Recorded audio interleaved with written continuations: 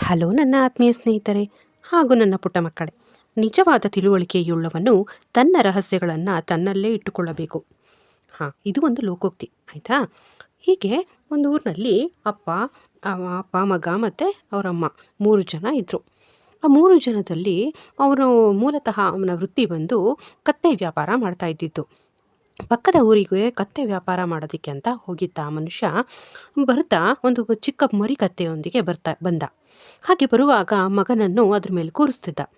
ಅಲ್ಲಿ ಒಬ್ಬ ಈ ಕಳ್ಳರ ಗುಂಪೊಂದು ಆ ಕತ್ತೆನ ಹೊತ್ತೊಯ್ಯೋದಕ್ಕೆ ಕಾಯ್ತಾ ಇತ್ತು.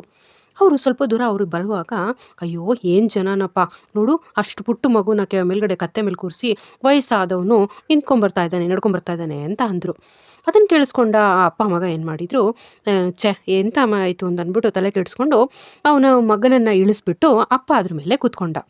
ಹಾಗೆ ಸ್ವಲ್ಪ ದೂರ ಸಾಗಿದ್ರು. ಅದನ್ನು ನೋಡಿದಂಥ ಮತ್ತೆ ಆ ಕಳ್ಳರ ಗುಂಪು ಏನು ಮಾಡ್ತು, ಅಯ್ಯಯ್ಯೋ ನೋಡಿ ಅಲ್ಲಿ ಆ ಅಪ್ಪನನ್ನು ಕೂರಿಸಿ ಆ ಪುಟ್ಟ ಮಗನನ್ನು ನಡೆಸ್ಕೊಂಬರ್ತಾ ಇದ್ದಾರೆ, ಇದು ಯಾವ ಥರ ನ್ಯಾಯನಪ್ಪ ಅಂತ ಅಂದರು. ಅದಕ್ಕೆ ಮತ್ತೆ ಅಯ್ಯೋ ಏನಪ್ಪ ಹೀಗಂದ್ರಲ್ಲ ಅಂತ ಅವ್ರು ಏನು ಮಾಡಿದ್ರು, ಸ್ವಲ್ಪ ದೂರ ಆ ಕಡೆನೂ ಇಲ್ಲ ಈ ಕಡೆನೂ ಇಲ್ಲ ಅಂತ ಅಂದ್ಬಿಟ್ಟು ಆ ಕತ್ತೆ ಮೇಲೆ ಇಟ್ಕೊಂಡು ಅಕ್ಕಪಕ್ಕ ಇವರಿಬ್ರು ನಡ್ಕೊಂಬಂದರು. ಅದನ್ನ ನೋಡಿದ್ರೆ ಆ ಕಳ್ಳ ಗುಂಪು ಏನಂತ ಹೇಳ್ತು ಗೊತ್ತಾ, ಅಯ್ಯೋ ಏನು ತೆಡ್ರಪ್ಪ ಇವರು, ಕತ್ತೆ ಇದ್ರೂ ಏನು ಹೊರಿಸ್ದಲೆ ತಾವು ಅದ್ರ ಮೇಲೆ ಕೂತ್ಕೊಳ್ದಲೆ ಹಾಗೆ ಹೋಗ್ತಿದ್ದಾರಲ್ಲ, ಅದಕ್ಕೆ ಹೇಳೋದು ಉಪಯೋಗಿಸ್ಕೊಳ್ಳೋಕ್ಕೆ ಬರಲ್ಲ ಅಂತ ಜನಕ್ಕೆ ಅಂತ ಆಡ್ಕೊಂಡ್ರು.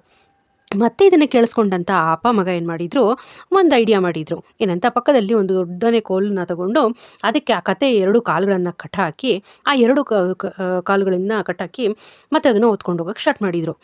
ಅದನ್ನು ನೋಡಿದಂತಹ ಕಳ್ಳರ ಗುಂಪು, ಅಯ್ಯಯ್ಯೋ ಇವರಂತೂ ದಡ್ಡ ಶಿಖಾಮಣಿಗಳೇ ಸರಿ, ಏನಿದು ಕತ್ತೆನೇ ಇವ್ರನ್ನ ಹೊತ್ಕೊಂಡು ಹೋಗ್ಬೇಕು, ಆದರೆ ಇವರೇ ಕತ್ತೆ ಹೊತ್ಕೊಂಡು ಹೋಗ್ತಾ ಇದ್ದಾರಲ್ಲಪ್ಪ, ಎಂಥ ದಡ್ಡ ಶಿಖಾಮಣಿಗಳು ಅಂತ ಅಂದರು. ಇದು ಯಾವುದಕ್ಕೂ ತಲೆ ಕೆಡಿಸ್ಕೊಳದ ಅಪ್ಪ ಮಗ ಮನೆಯನ್ನು ತಲುಪಿದ್ರು. ಅವ್ರಿಗೆ ಈ ಒಂದು ಸನ್ನಿವೇಶದಿಂದ ಅರ್ಥವಾಗಿದ್ದೇನು ಗೊತ್ತಾ, ಜನ ನೀವೇನು ಮಾಡಿದ್ರೂ ಮಾತಾಡ್ತಾರೆ, ನೀವು ತಪ್ಪು ಮಾಡಿದ್ರೂ ಮಾತಾಡ್ತಾರೆ, ಸರಿ ಮಾತಾಡಿದ್ರು ಮಾತಾಡ್ತಾರೆ, ಕೂತ್ರು ಮಾತಾಡ್ತಾರೆ, ನಿಂತರೂ ಮಾತಾಡ್ತಾರೆ ಅಲ್ವೇ. ಹಾಗಾಗಿ ಜನರ ಮಾತಿಗೆ ಕಿವಿಗೊಡಬೇಡಿ. ನೀವೇನಾದರೂ ಸಾಧನೆ ಮಾಡಬೇಕು ಅಂದಾಗ ನಿಮ್ಮ 2 ಕಿವಿಗಳನ್ನು ಕುದುರೆ ಇದಕ್ಕೆ ಕಟ್ಟಿರ್ತಾರಲ್ಲ ಒಂದು ಸಾರೋಟು, ಆ ಕಟ್ಟಿರುವ ಕುದುರೆಯ ಆ ಕಡೆ ಈ ಕಡೆ ಕಾಣದ ಹಾಗೆ ಕಟ್ಟಿರ್ತಾರೆ. ಜಸ್ಟ್ ಎದುರುಗಡೆ ಹೋಗೋ ದಾರಿ ಮಾತ್ರ ಕಾಣಬೇಕು, ಆ ಥರ ದಾರಿಯ ಚಾಲಕ ಕಟ್ಟುತ್ತಾನೆ. ಸೊ ಆ ರೀತಿ ನಮ್ಮ ಜೀವನದಲ್ಲಿ ನಮ್ಮ ಗುರಿ ಇರುವಾಗ ಆ ಗುರಿಯ ಕಡೆಗೆ ಮಾತ್ರ ನಮ್ಮ ಗಮನವಿರಬೇಕೇ ಹೊರತು ಅಕ್ಕಪಕ್ಕದವರ ಮಾತು ಬಗ್ಗೆ ತಲೆ ಕೆಡಿಸ್ಕೋಬಾರ್ದು. ಯಾಕಂದರೆ ನಾವು ಅದಕ್ಕೆ ಕಿವಿ ಕೊಟ್ಟರೆ ನಮ್ಮ ಗುರಿಯೆಡೆಗೆ ಗಮನ ಹರಿಸೋಕೆ ನಮಗೆ ಸಾಧ್ಯ ಆಗಲ್ಲ. ಅದನ್ನು ನಾವು ಯಾವತ್ತೂ ಮರಿಬಾರ್ದು.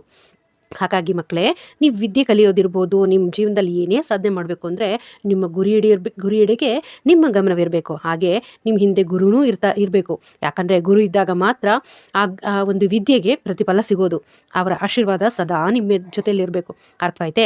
ಈ ಕಥೆಯಿಂದ ನಮಗೆ ಏನು ನೀತಿ ಹೇಳ್ತೇಳಿ, ನಾನು ಇಷ್ಟುವರೆಗೂ ಹೇಳಿದ್ನಲ್ಲ, ಬೇರೆಯವರ ಮಾತಿಗೆ ಕಿವಿ ಕೊಡಬಾರ್ದು ಅಂತ, ಅದು ಅರ್ಥ ಆಯ್ತಾ?